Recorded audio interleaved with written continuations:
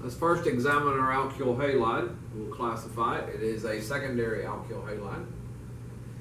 Secondary alkyl halides do SN2 with weak bases, E2 with strong bases. So if we look at our base here, that's an alkoxide. That is a strong base. So this is going to do E2.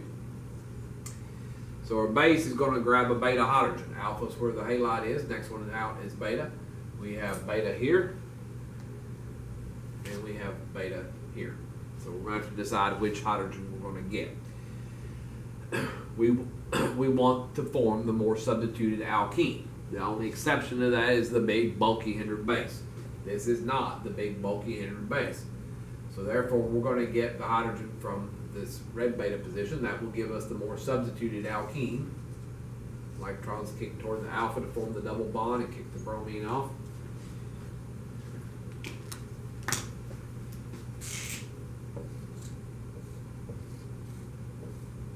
And there's the alkene that we get. That's the major product.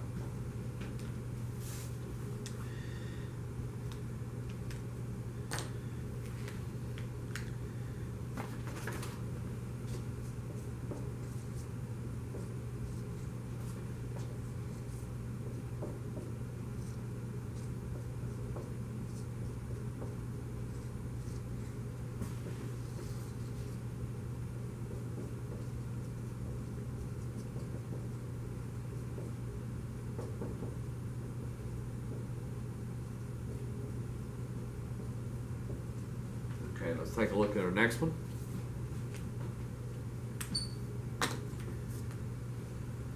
We got two equivalents of a very strong base. This is going to do E2. We're going to grab beta hydrogen. Alpha is where the halides are. Next one out is beta. So we're going to get one of those beta hydrogens.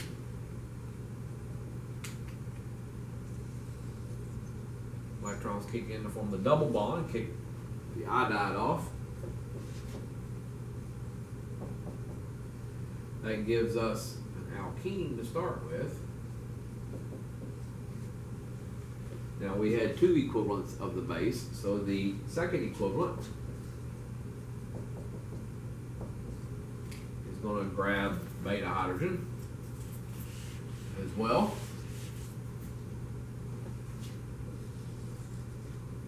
Electrons kick in to form the triple bond now and kicks the iodide off.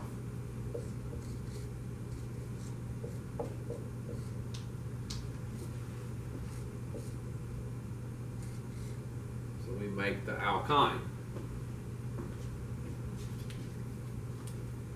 Now we only had the one option here when we grabbed the beta hydrogen. There was another beta position, but it's in the phenyl ring. There is no hydrogen on that beta position. We only had the one beta position that had hydrogens. Now if you had two that had hydrogens, you want to form the more substituted alkene, which will go on and make the alkyne. Same type thing that we have done before. Okay, now, second step, we have hydrogen, gas, palladium, and we have barium carbonate. This is Lindlar's catalyst, that poisoned catalyst. So this is going to do a syn addition of hydrogen across the double bond, and it will stop at the alkene.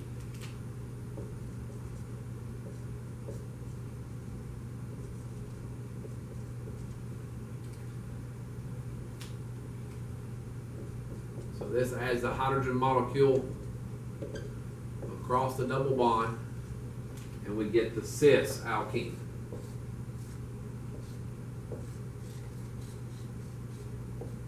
And it stops at the alkene.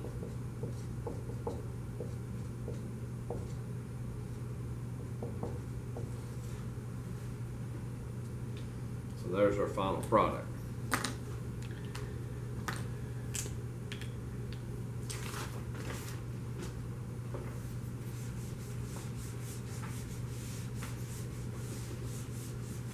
Next one says to show stereochemistry.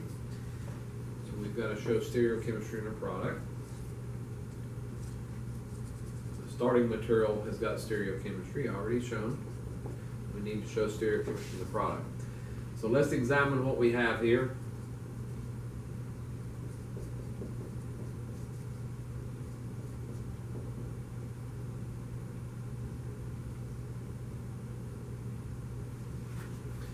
The alkyl halide, we have a secondary alkyl halide.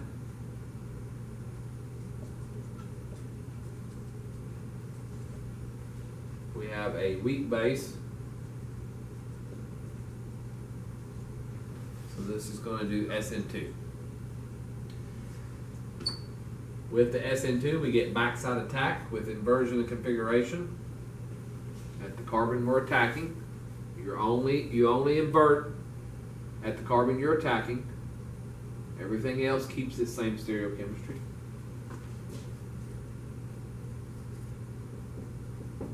So doing backside attack, this was a wedge.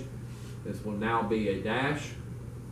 So the phosphorus is what attacked. We have the CH2 and phenyl group on out. So don't get confused. That's a phosphorus because it's a capital H. Small h, that's a phenyl group. This is a phosphorus with a hydrogen on it. Okay, so there's our product. We got the backside attack with inversion configuration. So you can see in the starting material we had the trans isomer. In the starting material product is cis. They're on the same side. That's because of that inversion configuration.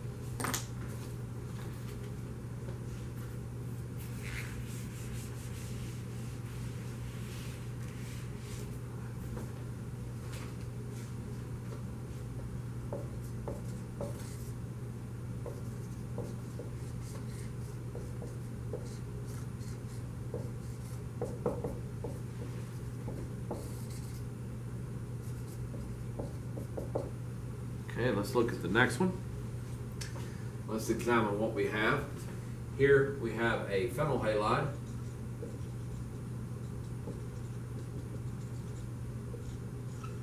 Phenyl halides will not react with what we have done so far.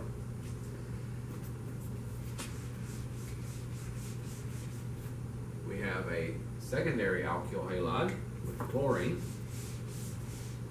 And the other bromine is a primary alkyl halide. Now, primary is going to react faster than the secondary. Bromine is a better leading group than chlorine, so everything is telling us that we're going to go with the bromine. By the way, both of them would want to do SN2. That's a weak base. So secondary with weak base wants to do SN2. Primary wants to do SN2. So we're doing SN2. Now you got to decide which one's going to go. Again, phenyl can't go, but one of these two is going to react. Now, bromine's a better leaving group, more reactive. For SN2, primary is more reactive than secondary. So everything is telling us this is the position that's going to react.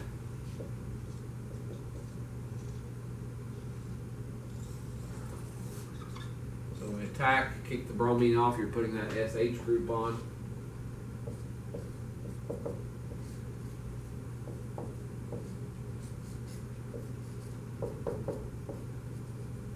There's our product. Now, if we had had two equivalents of our nucleophile, if there had been two equivalents of the nucleophile, then the chlorine can go on and react as well. So this is the product if we'd had two equivalents. You'll get SN2 substitution at both sides.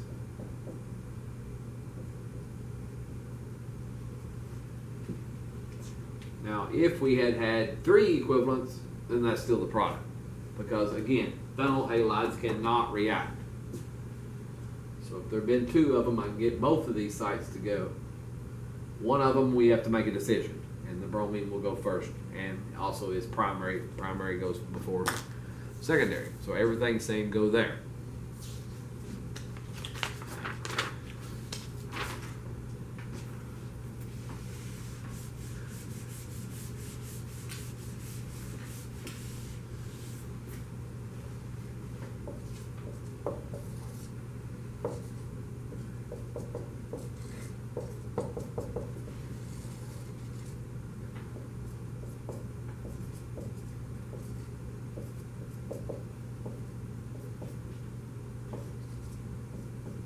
let's look at our next one here. First step, we have 2 equivalents of a good strong base. We don't have an alkyl halide here. It's not until the second step. So again, we're only doing one. You have to do one step at a time. First step, 2 equivalents of strong base. We have some acidic hydrogens. The hydrogen on the sulfur are acidic. So our strong base, we're just doing an acid-base reaction. We're going to grab that acidic hydrogen and leave the electrons on the sulfur. There's 2 equivalents of the base, so you get the same thing over here on the other one. That second equivalent will do the same thing over here. And so what we get after the first step is we have this dianion. Now, that's our product after the first step. Second step, we're reacting with this dialkyl halide. Now let's examine this. This is a secondary alkyl halide. This one's also secondary.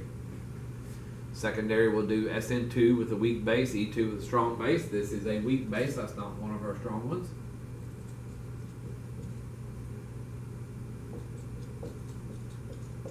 So this is going to do SN2. This sulfur will attack SN2, kick the bromine off. Well, on the other side, it's the exact same thing. It does the same thing. That sulfur is going to attack this carbon and kick the bromine off. So I'm forming a bond between that sulfur and this carbon, and this sulfur and that carbon there. So we've made a ring.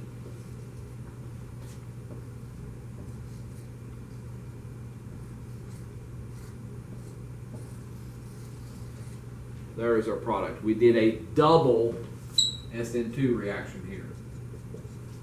This one did a SN2 and this side did a SN2 as well. We just did 2 SN2s at the same time.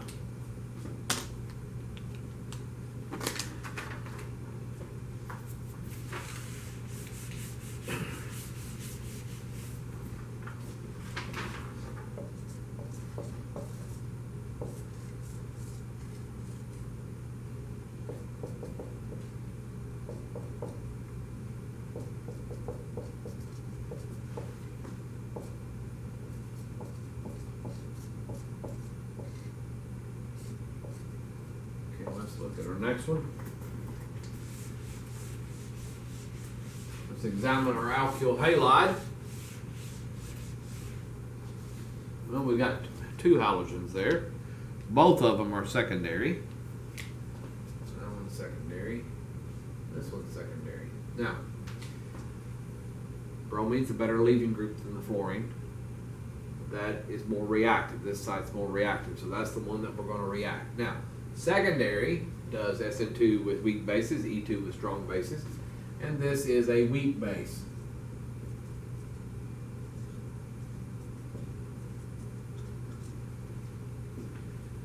Now that might be a little confusing. Negative charge on an oxygen. Isn't that an alkoxide? No, this is an alkoxide. This is the general formula for an alkoxide. You need an alkyl group out here. We have a carbonyl out there. This is a carboxylate ion. This one is strong base. A carboxylate ion is weak base because it's busy doing resonance. That negative charged electrons there are busy doing resonance with the other oxygen. You take that negative charge to the other oxygen, go back and forth, back and forth. This one, it's a strong base because that negative charge sits there all the time. 100% of the time it stays on that oxygen. So, strong base, weak base. Now, weak base, secondary alkyl halide, this will do an SN2. SN2, we must do backside attack with inversion of configuration. So that inversion of configuration is going to flip that hydrogen down to where the bromine used to be, and our nucleophile is added here on top. So that's the backside attack with inversion configuration. If you look, the starting material was a cis, product is a trans. You can definitely see that inversion configuration in that one.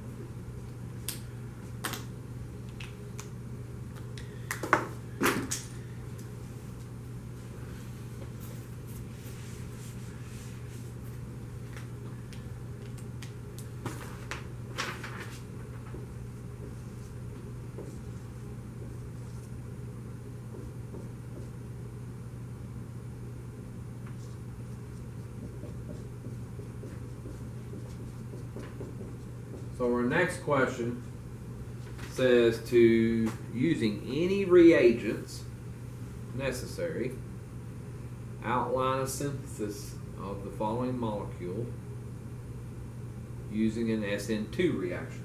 So this is our product, and I need to know what two starting materials could you add together to give this product. So this is going backwards for us.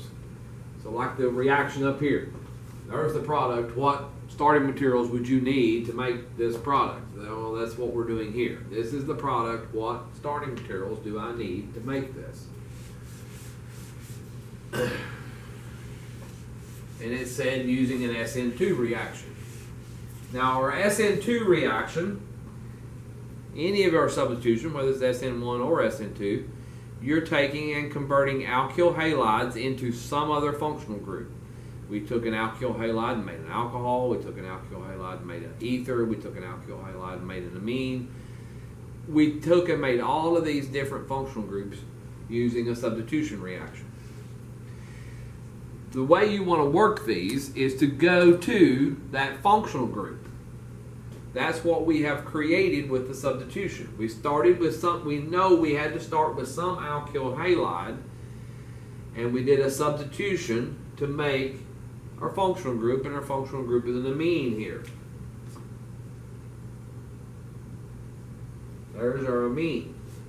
That's our functional group. Now, go find your functional group and then cleave it apart on one of the two sides. How do you know which side to go to? Well, try it on both sides. Let's cleave it over here. Now we're going to make the carbon side, the halide, and it doesn't matter which halide. You can do chlorine, bromine, iodine. Let's just do iodine. Let's go with the best. We know iodine is the best leaving group. An iodine group is the best leaving group, so let's go with the best. Now, the other side, that we cleaved off, I'm just going to put a negative charge on there. That would be a much stronger nucleophile. Those are the strongest nucleophiles with full negative charge. They're better than the neutral. So let's examine. Will that work? Phenyl halide. Phenyl halides cannot do SN2 and they cannot do SN1. So that did not work. It's okay. We'll just go to the other side. Go to the other side of the amine and cleave it apart. Make the carbon side, when we cleave this, the carbon there, of the bond we're going to cleave, we'll make that the alkyl halide.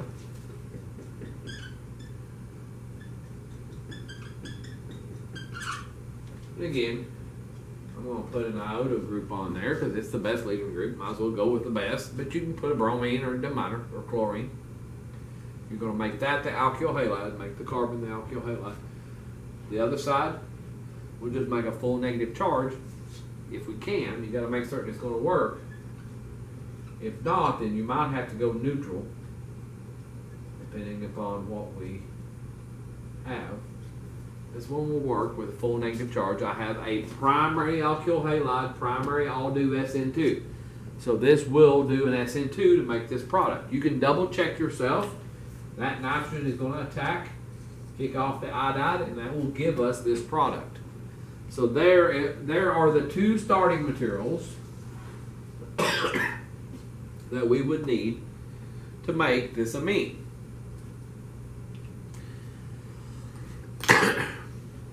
Let's do another one.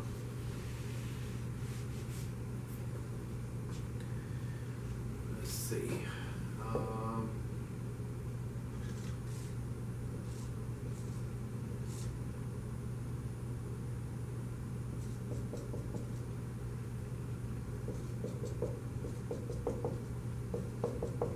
Let's do this one.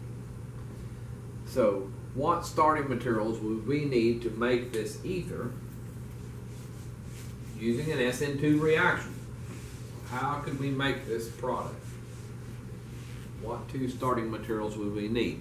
So again, as I mentioned before, go to the functional group. That's our ether. Cleave it right next to the functional group.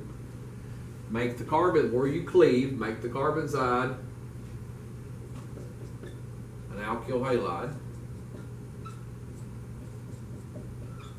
I'm going to make it put an iodine group on there, making an iodide.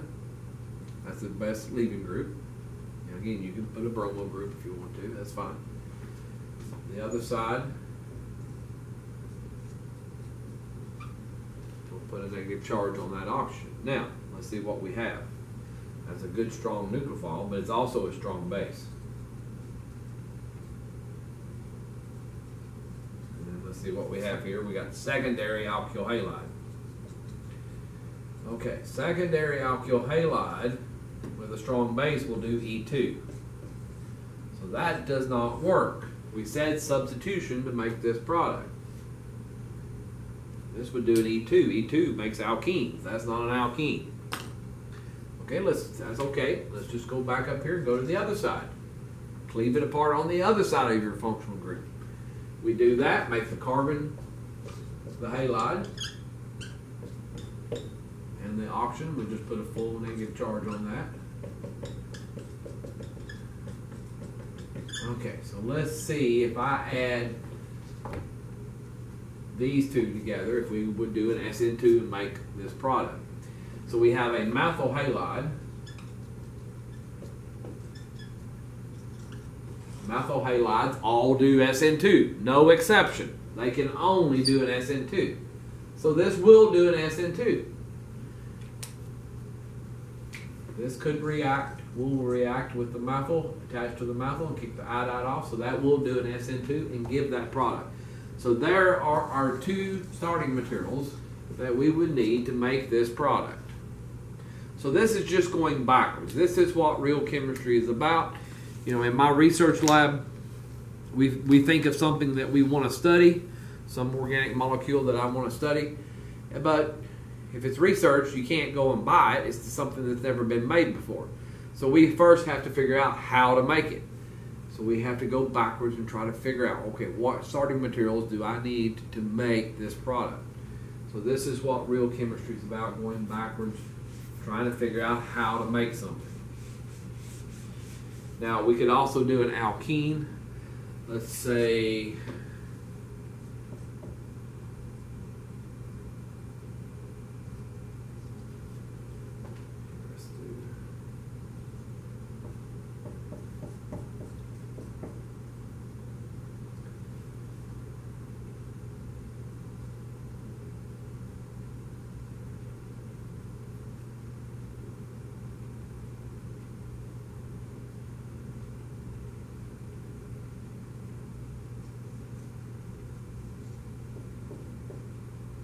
this one. Okay, so we have an alkene here.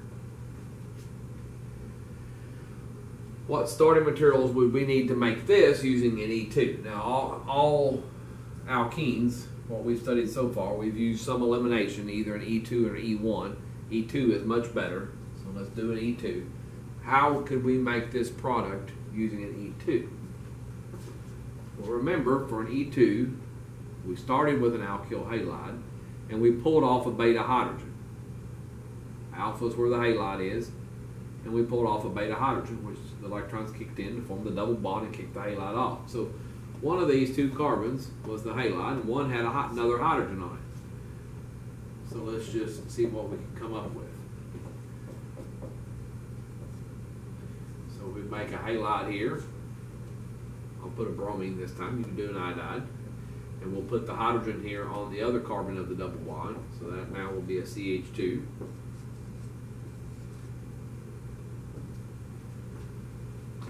So start with that alkyl halide, and that's a secondary alkyl halide. Secondary will do E2 with a strong base. So all I got to do is just add in any strong base. I'll choose this one. Add in the strong base. That alkyl halide, secondary alkyl halide, that will give that alkene. Now, we could have also switched. So I put the halogen, or bromine, I put it here, and I'll put the hydrogen here. You could do it the other way and it would still be fine. Either way is fine on this particular example. That may not be the case on every example. Well, it won't be the case on every example, but it will work here. I could have also switched those. So I could have put the hydrogen here, that would be SH2, and put the bromine here.